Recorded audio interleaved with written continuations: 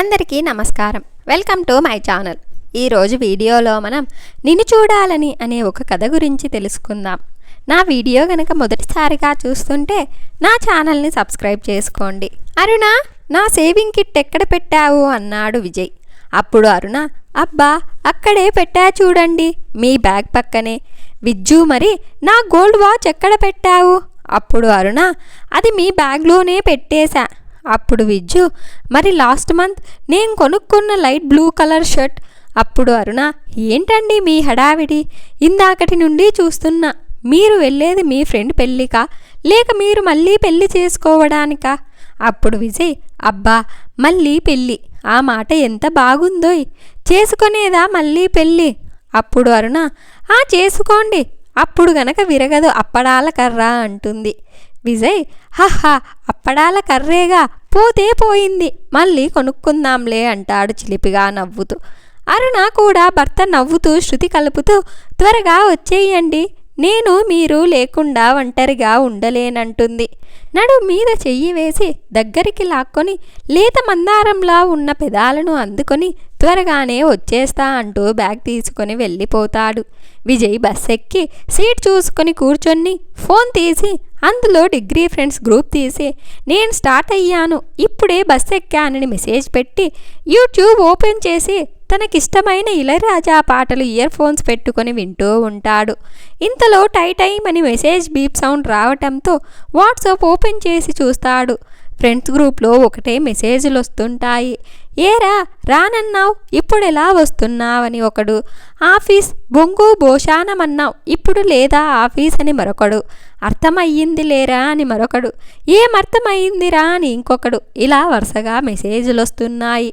ఆఖరుగా, నాకు తెలుసు బా, సుజాత వస్తుందని వస్తున్నావు, అంతే తప్ప నా పెళ్ళి అని రావటం లేదు కదరా, నమ్మక ద్రోహి, రారా నీ పని చెప్తా అని పెళ్లి కొడుకు నుండి మెసేజ్. ఇలా అన్ని మెసేజ్ చదువుతూ నవ్వుకొని అక్కడికి వచ్చాక మాట్లాడుకుందామంటూ మెసేజ్ చేసి నెట్ ఆపి ఫోన్ చేతితో పట్టుకొని కళ్ళు మూసుకుంటూ విజయ్. కళ్ళల్లో ఏదో బాధ మెదిలి ఫోన్ స్క్రీన్ ఆఫ్ చేసి గ్యాలరీలోకి వెళ్ళి ఒక ఫోటో తీసి ఆ ఫోటోపై చేత్తో రాస్తూ, నిన్ను జీవితంలో ఒకసారైనా మళ్ళీ చూడాలని వస్తున్నా, నువ్వు వస్తున్నావు కదూ అంటాడు. ఇంతలో బస్ స్పీడ్గా వెళ్ళేసరికి కొంచెం ముందుకు తుల్లి మళ్ళీ సర్దుకొని కూర్చొని విండోలోంచి బయటికి చూస్తూ గత స్మృతులతో వెళ్ళాడు. విజయ్ డిగ్రీ చదివే రోజుల్లో సుజాత అని తన క్లాస్మేట్ని ఇష్టపడతాడు. సుజాత కూడా విజయ్ని ఇష్టపడుతుంది. కానీ ఒకరికొకరు చెప్పుకోరు. అది క్లాస్లో అందరికీ తెలుసు. క్లాస్లో ఉండే ఒక అమ్మాయి ద్వారా ఆ విషయం సుజాత అమ్మగారికి కూడా తెలుస్తుంది.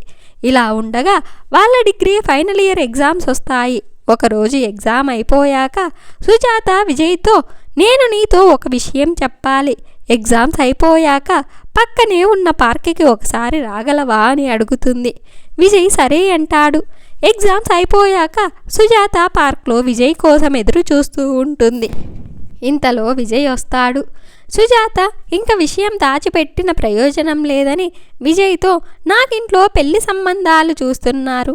అప్పుడు విజయ్, మంచిదేగా. సుజాత ఇలా అంటుంది, కానీ నాకిష్టం లేదు, నేను నిన్ను ప్రేమిస్తున్నా, మా అమ్మతో కూడా చెప్పా, వాళ్ళు దానికి ఒప్పుకోలేదు. నీకు కూడా నాపై ఇష్టముంది అని నాకెప్పటి నుండో తెలుసు. అందుకే ఆడపిల్లనైనా సిగ్గు విడిచి అడుగుతున్నా, మనం ఎక్కడికైనా వెళ్ళి పెళ్లి చేసుకుందామంటుంది. అప్పుడు విజయ్, అదేంటి సుజీ, నువ్వలా ఎలా అనుకున్నావు? నువ్వంటే నాకిష్టమే, కానీ అది ప్రేమ కాదు, అసలు పెళ్లి చేసుకునే ఉద్దేశం లేదంటాడు. అప్పుడు సుజీ, మరి నువ్వు చేసే చూపులు, నాతో మాట్లాడే మాటలు అంటుంది. కళ్ళలో ఉరుకుతున్న గంగా గోదావరిలను అత్యంత కష్టం మీద ఆపేస్తూ అప్పుడు విజయ్, సారీ సుజీ, నా చూపులు నా మాటలు నీకు తప్పుగా తోచినట్టున్నాయి, అంతేకాని నాకు నీపై ప్రేమ లేదు అని వెనక్కి తిరిగి చూసేసరికి అక్కడ సుజీ లేదు. అల్లంత దూరంలో శోకసంద్రంలో మునుగుతూ వెళ్తోంది. విజయ్ నిలబడిన చోటే కూలబడిపోయి, సారీ సుజీ, నీకు అబద్ధం చెప్పా, నువ్వంటే నాకు పిచ్చి ప్రేమ, కానీ నా ప్రేమ నీకు ఆకలి తీర్చదు, నీకొక మంచి లైఫ్ కూడా ఇవ్వదు. కానీ మీ అమ్మగారు చెప్పినట్టు ఆ అమెరికా సంబంధం పెళ్ళికొడుకు నిన్ను సుఖంగా చూసుకుంటాడు, నీకే లోటు లేకుండా చూసుకుంటాడు. పైగా నాతో వచ్చేస్తే నీ కుటుంబానికి దూరం అవుతావు.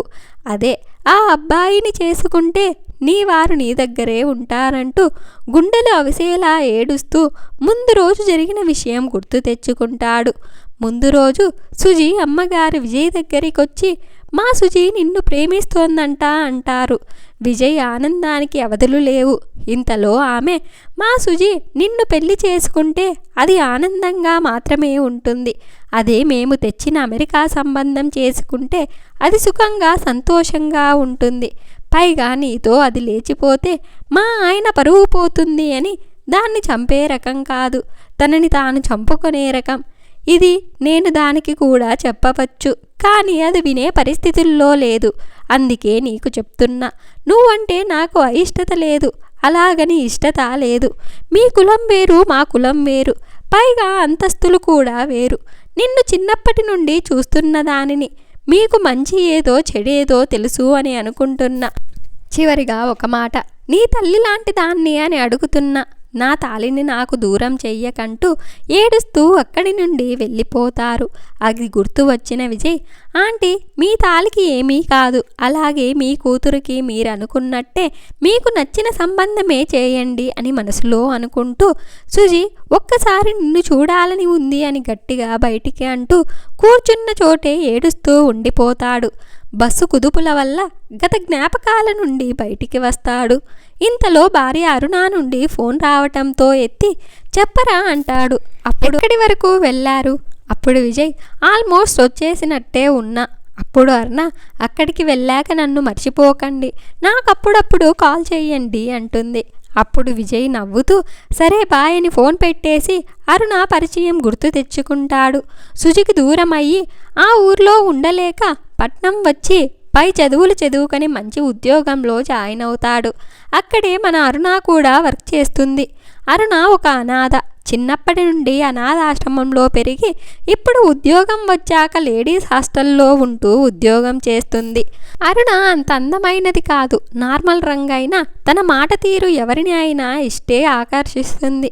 అలాగే విజయ్ని కూడా ఆకర్షిస్తుంది. అసలు జీవితంలో పెళ్ళే వద్దనుకున్న విజయ్ అరుణపై ఇష్టాన్ని పెంచుకొని పెద్దలలో చెప్పి పెళ్లి చేసుకుంటాడు. మొదటి రాత్రి అరుణతో తన లవ్ విషయం అంతా చెప్తాడు. అప్పుడు అరుణ ఒక మగవాడి జీవితంలో ఎందరు ఆడవాళ్ళైనా ఉండొచ్చు, కానీ ఒక భర్త జీవితంలో భార్యకి మాత్రమే చోటు ఉండాలి, అలా ఉండేలా నేను చూసుకుంటా అంటుంది. అప్పుడు విజయ్ ఎలా అంటాడు. అరుణ ఇలా అంటూ విజయ్ గుండెలపై పడుకొని నీ ప్రేమని మరిచిపోయేంత ప్రేమని నేను పంచి అంటూ బుగ్గని కొరుకుతుంది. అప్పుడు విజయ్ రాక్షసి నిన్నంటూ అరుణని చుట్టేస్తాడు. అలా అప్పటి నుండి ఇప్పటిదాకా అరుణ విజయ్ మనసుని ఆక్రమించుకుంది. కానీ వారం క్రితం విజయ్ డిగ్రీ ఫ్రెండ్స్ తన పెళ్లి కార్డిచ్చి తప్పకుండా రావాలని చెప్తూ సుజాత ఇక్కడే ఉందంట, పెళ్లికి తను కూడా వస్తానన్నది అంటాడు. అప్పటి నుండి మళ్ళీ విజయ్కి సుజాత గుర్తొచ్చి ఒక్కసారి నిన్ను చూడాలని అనుకుని పెళ్లికి బయలుదేరతాడు.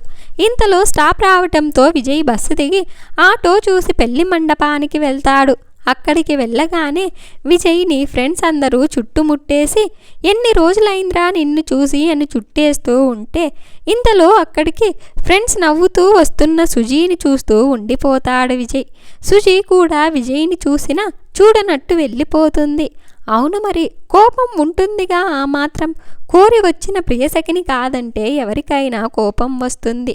అందున తనలాంటి అందమైన అమ్మాయిలకు ముక్కు మీద ఉంటుంది కోపం అనుకుంటూ మనసులో నవ్వుకుంటాడు విజయ్. పెళ్ళంతా సుజాత విజయ్లు అస్సలు మాట్లాడుకోరు. పెళ్ళి అయిపోయాక ఎవరింటికి వాళ్ళు వెళ్ళిపోతుంటే సుజాత వచ్చి విజయ్ చేతికి ఒక పేపర్ ఇచ్చి ఇందులో నా ఫోన్ నెంబర్ ఉంది, నీతో మాట్లాడాలి అని ఉంది, నీకు వీలైతే ఫోన్ చెయ్యి అంటూ కళ్ళలో నీళ్లు రాగా అక్కడ ఉండలేక వెళ్ళిపోతుంది.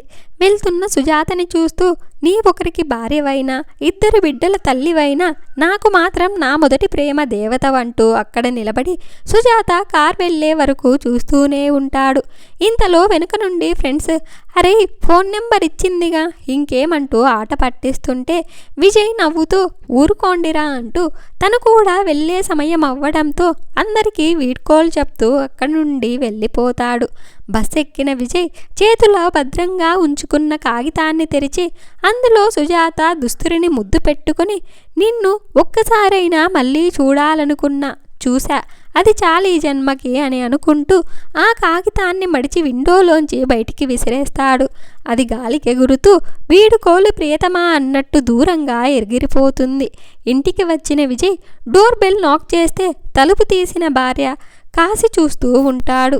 ఏంటి అలా చూస్తున్నారు శ్రీవారు అంటుంది అరుణ. అప్పుడు విజయ్, నా కొరకై ఇలకు చేరిన దేవకన్యని చూస్తున్నా అంటాడు. అప్పుడు అరుణ భర్త తలపై చెయ్యి వేసి జుట్టంతా చేతితో పాముతూ, మీకు బాగానే ఉందా, లేక తలకి దెబ్బ ఏమైనా తగిలిందా అంటూ జుట్టంతా వెతుకుతుంది దెబ్బ కోసం. అప్పుడు విజయ్ తన భార్య అమాయకత్వానికి నవ్వు వచ్చి, నాకేం అవ్వలేదురా, ఎందుకో నిన్ను చూసి 2 రోజులు అయ్యింది కదా అందుకే అంటాడు. నడుం మీద చెయ్యి వేసి దగ్గరికి లాక్కుంటూ అరుణ, అబ్బా వదలండి, ఇంటి బయట ఏంటి మీ వేషాలంటుంది కొంచెం సిగ్గుపడుతూ. అప్పుడు విజయ్, ఓ అదా నీ బాధ అంటూ అరుణని 2 చేతులతో ఎత్తుకొని, అయితే ఇక్కడ వద్దులే అంటాడు. లోపలికి తీసుకువెళ్తూ అరుణ సిగ్గుల ముగ్గై భర్త గుండెలలో ఒదిగిపోతుంది. ఇంతటితో కథ ముగుస్తుంది. ఈ వీడియో కనుక మీకు నచ్చినట్లయితే ఒక లైక్ చేసి స్టోరీ ఎలా ఉందో కామెంట్ చేయండి. నా ఛానల్ ఇంకా సబ్స్క్రైబ్ చేసుకోకుంటే వెంటనే నా ఛానల్ని సబ్స్క్రైబ్ చేసుకోండి.